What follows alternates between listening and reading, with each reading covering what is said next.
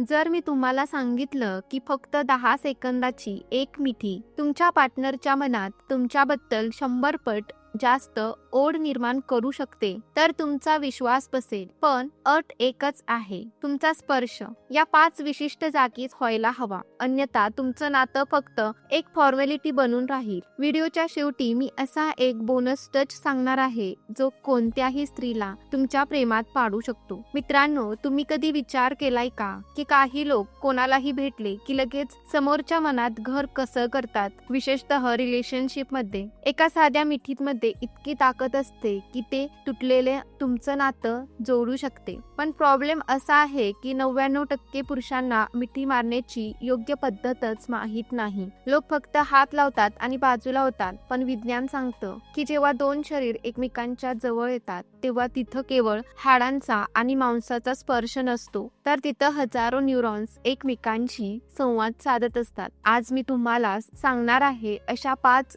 जादुई जागांबद्दल जिथे मिठी मारताना स्पर्श केला तर तिच्या मेंदूत ऑक्सिटोनचा असा स्फोट होईल की तिला तुमच्याशिवाय दुसरं काहीच सुचणार नाही. हा व्हिडिओ पाहिल्यानंतर तुमचा स्पर्श हा तिच्यासाठी जगातील सर्वात सुरक्षित आणि हवाहवासा वाटणारा अनुभव असेल. बऱ्याचदा काय होतं, तुम्ही तुमच्या पार्टनरला मिठी मारता पण ती खूपच साधी, फॉर्मल किंवा मैत्रीपूर्ण वाटते. त्यात तो स्पार्क नसतो. तुम्हाला वाटतं तुम्ही प्रेम व्यक्त करताय, पण तिला ते जाणवतच नाही. का? कारण तुम्ही चुकीच्या पद्धतीने स्पर्श करत आहात. बहुतांश पुरुष ए फ्रेम हग करतात, जिथं शरीराचे खालचे भाग लांब असतात. ते अंतर केवळ शारीरिक नसतं, तर ते भावनिक अंतराचंही प्रतीक असतं. सायकोलॉजी सांगते की स्त्रीचा स्पर्श स्वीकारण्याचा पॅटर्न पुरुषांपेक्षा वेगळा असतो. स्त्रीला स्पर्शातून इंटेन्शन समजतो. जर तुमचा स्पर्श सेफ आणि पॉवरफुल वाटला नाही तर ती भावनिकदृष्ट्या तुमच्यापासून लांब जाऊ शकते. तिला तुमची ओढ वाटेनाशी होते आणि नाते एका रटाळ वळणावर येऊन थांबतं. तुम्ही अनेकदा प्रयत्न केला असेल, गिफ्ट दिले असतील, फिरवून आणलं असेल,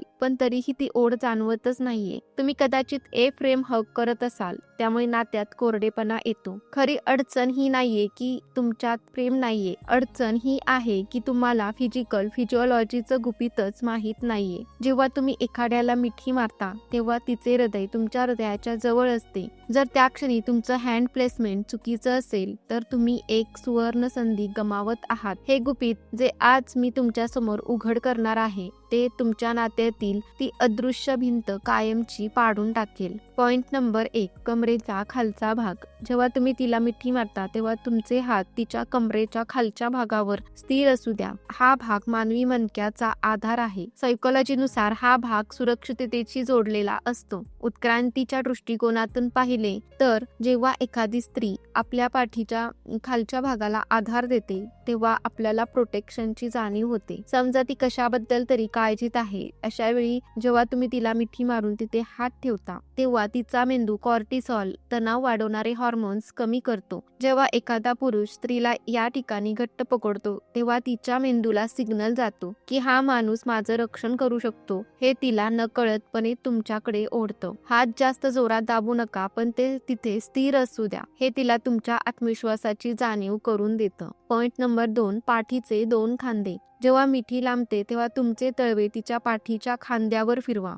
इथल्या नसा थेट हृदयाच्या भावनांशी जोडलेल्या असतात. याला वेगस नर्वस स्टिम्युलेशन असेही म्हणतात. जेव्हा तुम्ही खांद्यावर हात फिरवता तेव्हा ते तिला क्लॅम्प करतं. इथे केलेला हलका स्पर्श कम्फर्ट दर्शवतो. यामुळे तिला वाटतं की तुम्ही फक्त शरीराने नाही तर मनाने तिच्या जवळ आहात. हे विशेषतः तेव्हा काम करतं जेव्हा तिला तुमची साथ हवी असते पण ती शब्दात मांडू शकत नाही. तुमचा हा स्पर्श तिच्या हजारो शब्दांपेक्षा जास्त प्रभावी ठरतो. ती तुमच्यावर अधिक खोलवर विश्वास ठेवू लागते. पॉइंट नंबर 3, मानेच्या मागचा भाग आणि केस. हा सर्वात जास्त सेन्सिटिव्ह भाग आहे. मिठी मारलेली असताना जर तुमचा हात हळूच तिच्या मानेच्या मागच्या भागावर किंवा केसांतून फिरला तर तिचं शरीर पूर्णपणे रिलॅक्स होतं. मानेच्या मागचा भाग हा शरीरातील सर्वात व्हॅल्युरेबल भाग मानला जातो. जेव्हा ती तुम्हाला तिथे स्पर्श करू देते तेव्हा याचा अर्थ असा होतो की तिचा तुमच्यावर 100% विश्वास आहे. सायन्स असं सांगतं की मानेवरचा स्पर्श हा अत्यंत इंटिमेट असतो. यामुळे तिच्या शरीरात डोपामाइन रिलीज होतात जे तिला आनंदी आणि तुमच्या प्रेमात पाडतं. पॉइंट नंबर 4, हाताचे कोपर किंवा बाहू. जर तुम्ही सार्वजनिक ठिकाणी असाल आणि फक्त एक छोटी मिठी मारत असाल तर तिचे बाहू हलके दाबा.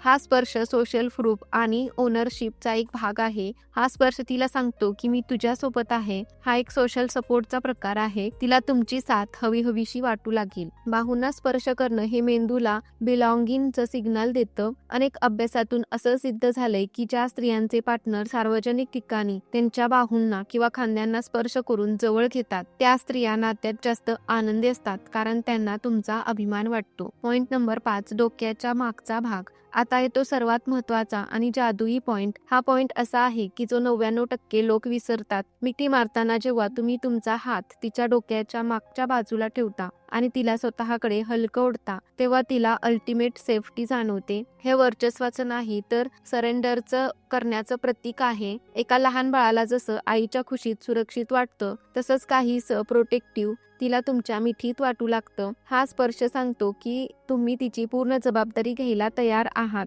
या क्षणी सर्व जग थांबल्यासारखं वाटतं. हा स्पर्श नात्यातील सर्व असुरक्षितता संपवून टाकतो. जर तिनेही तुमच्या छातीवर डोकं ठेवलं तर समजून जा की तुम्ही तिच्या मनाचा किल्ला जिंकलेला आहे. जर तुम्ही या 5 जागांचा योग्य वापर केला तर काय होईल? तुमच्या नात्यात एक पॉझिटिव्ह लूप तयार होईल. 1, तिला तुमच्या मिठीतून बाहेर पडावंसं वाटणार नाही कारण तिथे तिला मानसिक शांती मिळेल. 2, तिच्या मनात तुमच्याबद्दल आदर वाढेल कारण तुम्ही तिला ऑब्जेक्ट म्हणून नाही तर एक इमोशनल बीइंग म्हणून ट्रीट करत आहात. 3, तिला तुमच्यासोबत असताना सर्वात जास्त सुरक्षित वाटेल जे स्त्रियांसाठी रिलेशनशिपमध्ये सर्वात महत्वाची गोष्ट आहे. 4, विज्ञानानुसार यामुळे नात्यांतील ओढ 1000 पटीने वाढते कारण तुम्ही तिला सबकॉन्शियस माइंडला हिट करत आहात. हे बदल रातोरात घडणार नाहीत पण प्रत्येक मिठी सोबत तुमचं नातं अनब्रेकेबल होत जाईल. रिलेशनशिप हे फक्त शब्दांवर चालत नाही तर ते स्पर्शाच्या भाषेवर चालतं. शब्द खोटे असू शकतात पण बॉडी लँग्वेज कधीच खोटं बोलत नाही. आजच या पद्धतीचा वापर करून पहा